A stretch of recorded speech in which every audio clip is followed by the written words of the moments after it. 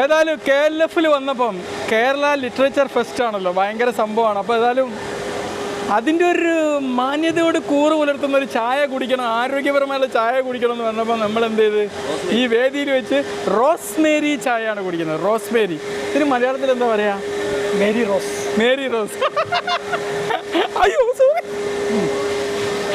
Advocate എൻ്റെ കൂടെ ഉള്ളത് നിസ്സാരക്കാരനല്ല കേട്ടോ, അഡ്വക്കറ്റ്, വലിയ സാമൂഹ്യ പ്രവർത്തകൻ, എഴുത്തുകാരൻ, ഫേമസ് ബ്ലോഗർ, യൂട്യൂബർ, ഇപ്പോൾ ഫേസ്ബുക്കറും അല്ലേ, നസീർ ഭായി ആണ്. ഏതായാലും റോസ്മേരി ചായ ഒന്ന് ടേസ്റ്റ് ചെയ്ത് നോക്കൂ. സൗഹൃദത്തിൻ്റെ ചായ കുടിക്കുകയാണ് നമ്മൾ. എന്തുണ്ട് രുചി? എങ്ങനെയാ? അടിപൊളി അടിപൊളി. കുരുമുളക് ലുക്ക് ഉണ്ട്, കുരുമുളക്, ഒരു കഷായത്തിൻ്റെ ഒക്കെ ലുക്ക് ഉണ്ട് അല്ലേ. റോസ്മാരിക് ആസിഡും കസോനിക് ആസിഡ് എന്ന് പറഞ്ഞ രണ്ട് കോമ്പൗണ്ട്സ് ഉണ്ട്. ഇത് രണ്ടിൻ്റെയും പ്രത്യേകത എന്താണെന്ന് അറിയോ? ഇത് നല്ലൊരു ആൻറ്റി ഓക്സിഡൻ്റ് ആണ്. ആൻറ്റി ഓക്സിഡൻറ്റ് കഴിച്ചാൽ എന്താ ഗുണം എന്നറിയോ? ശരീരത്തിന് നിങ്ങൾക്ക് ഓൾറെഡി ആൻറ്റി ഓക്സിഡൻറ്റ് ശരീരത്തിലുണ്ട് എന്നാണ് തോന്നുന്നത്. എത്ര ഞാൻ കാണുന്ന മുമ്പ് 20 വർഷം മുമ്പ് കാണുന്നേക്കാളും ചെറുപ്പമാണ് ഇപ്പോൾ. ഈ ചെറുപ്പം നിലനിർത്തണമെങ്കിൽ നമ്മൾ എന്താക്കണം? ഫ്രീ റാഡിക്കൽസ് ആയിട്ട് നമ്മൾ കോമ്പൗണ്ട്സ് മാറരുത്. അതിനെ തടയുന്ന സംഭവമാണ് ആൻറ്റി ഓക്സിഡൻറ്റ്. അത് ഈ റോസ്മേരിയിൽ നന്നായിട്ട് അടങ്ങിയിട്ടുണ്ട്.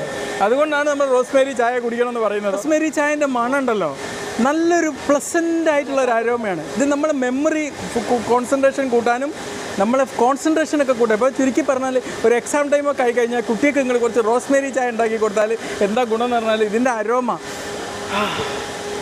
അപ്പോൾ ഇതിനകത്ത് നമ്മുടെ ശരീരത്തിൽ നീർവീക്ക് ഉണ്ടാക്കുന്നത് തടയുന്ന ഒരു കോമ്പൗണ്ട് ഉള്ളതുകൊണ്ട് എന്താ ഗുണം എന്ന് അറിയാം?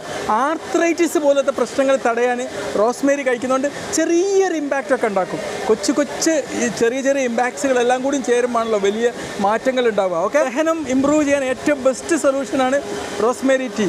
ആരനും പേനൊക്കെ ഉള്ളവർക്ക് റോസ്മേരി നല്ലതാണെന്നാണ് പറയുന്നത് കേട്ടോ. എന്താണെന്നൊന്നും എനിക്കറിയില്ല, ഇങ്ങനെയാണ് ഞാൻ വായിച്ചത്. സത്യമാണോ? ഇതിനകത്ത് നമ്മുടെ ശരീരത്തിൽ നീർവീക്ക് ഉണ്ടാക്കുന്നത് തടയുന്ന ഒരു കോമ്പൗണ്ട് ഉള്ളതുകൊണ്ട് എന്താ ഗുണം എന്ന് അറിയാം?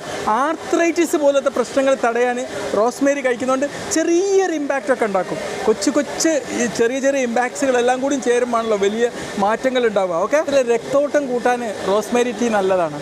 പ്രത്യേകിച്ച് നമ്മളെ രക്തക്കുഴലുകളൊക്കെ വികസിപ്പിച്ചെടുക്കാനൊക്കെ നല്ലതാണ്. അതുകൊണ്ട് ഹൃദയത്തിനെ പ്രൊട്ടക്റ്റ് ചെയ്യാനും റോസ്മേരി കൊണ്ട് ഉപകാരം ഉണ്ടാവും കേട്ടോ. എന്താ ഇതിൻ്റെ മണം, നറുമണം നല്ലൊരു പ്ലസൻ്റ് ആയിട്ടുള്ള മാനസികാവസ്ഥയിലേക്ക് അത് കൊണ്ടുപോകുന്നത്. ഒന്ന് നോക്കണേ, അടിപൊളി. സ്ട്രെസ് എങ്ങോട്ടാണ് പോകാമെന്ന് അറിയാൻ പറ്റൂല. ഈ കടലിൻ്റെ പുറത്ത് പോയി ഇങ്ങനെ ആസ്വദിക്കുമ്പോഴുള്ള സുഖം പോലെ തന്നെയാണ് റോസ്മേരി ഒന്ന് മണത്താൽ കിട്ടുക എന്നുള്ളത്. ഓക്കെ, നമ്മുടെ പ്രതിരോധ ശക്തി ഇമ്പ്രൂവ് ചെയ്യാനും റോസ്മേരി അടിപൊളിയാണ്. എന്നാലും എനിക്കൊരു സംശയം ബാക്കിയുണ്ട്, എവിടെ നിന്നാണ് ഈ റോസ്മേരി എന്ന് പേര് വന്നത്? അത് ഈ കമൻറ്റ് ബോക്സിൽ ഒന്ന് പറഞ്ഞറിയിക്കട്ടെ അതിനെക്കുറിച്ച് അറിയുന്നവർ. Okay, be healthy, by.